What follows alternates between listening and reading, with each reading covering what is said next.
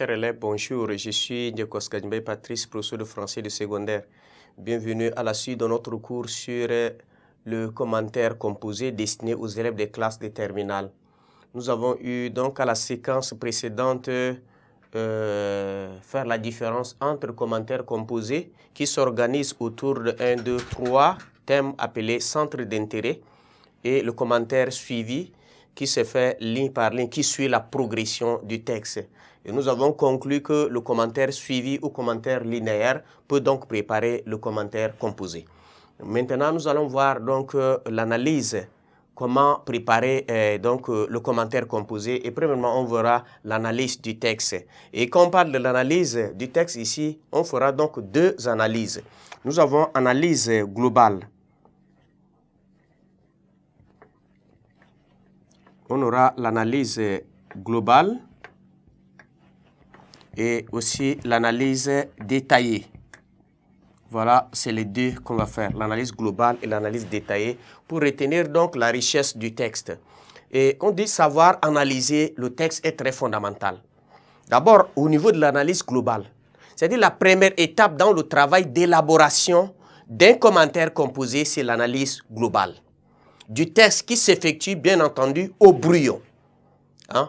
Elle consiste donc à mettre en évidence plusieurs éléments qui permettent, par des lectures successives du texte, d'en assurer une bonne compréhension au départ et qui servent par la suite de base de travail pour l'élaboration du développement et de l'introduction. Voilà, c'est ça. Et donc, il s'agit de noter tout d'abord tous les éléments qui concernent la mise en page de l'auteur, la longueur des paragraphes, disposition typographique particulière, le thème et le sens littéral du texte.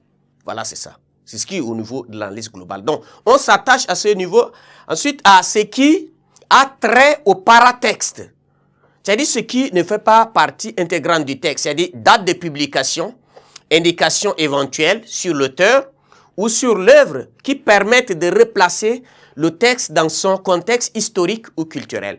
Puis on précise le genre et le type qui sont ceux du texte. Voilà ça. Et on analyse en fait la logique interne du texte, c'est-à-dire sa structure et sa composition ainsi que ce système d'énonciation. Voilà, c'est ça au niveau de l'analyse globale, c'est ça. Au niveau de l'analyse détaillée donc, au cours de l'analyse détaillée, on relit le texte de manière linéaire. Et voilà, nous sommes déjà dans le commentaire suivi. De manière linéaire, c'est-à-dire ligne par ligne. Hein? De manière linéaire. En se demandant ce qui peut être significatif pour éclairer son sens, sa qualité littéraire. Et voilà ça. Donc on ne retient que les observations auxquelles on peut donner une interprétation. Vous voyez, c'est ça ce qui est important. Et pour ce faire, on utilise les outils d'analyse de la lecture méthodique, comme on vous a dit. On utilise par exemple le lexique, c'est-à-dire le registre de vocabulaire, les connotations, c'est-à-dire amélioratif ou dépréciatif.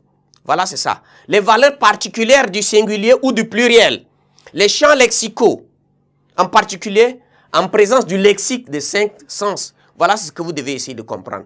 Et vous allez voir aussi le syntaxe et le rythme, le temps et mode, les personnes, les pronoms, place dans des mots, c'est-à-dire précédés de mise en relief, longueur des phrases, rythme ascendant ou descendant, binaire ou ternaire. Voilà, c'est ça. Et vous voyez aussi la sonorité. Pour, par exemple, les textes poétiques, est-ce qu'on constate un peu des allitérations, ou soit une assonance, ou voyez un certain nombre d'échos, et aussi le ton du texte. C'est un texte lyrique, pathétique, poétique, dramatique, voilà, ainsi de suite. Vous essayez quand même de relever tous ces éléments.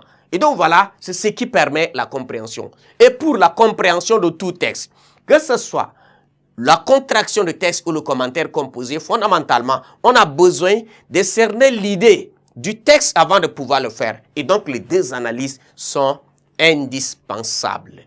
Analyse globale. Vous essayez de percevoir le texte dans sa globalité pour savoir de quoi il s'agit. Ce qui va vous amener à trouver le thème général.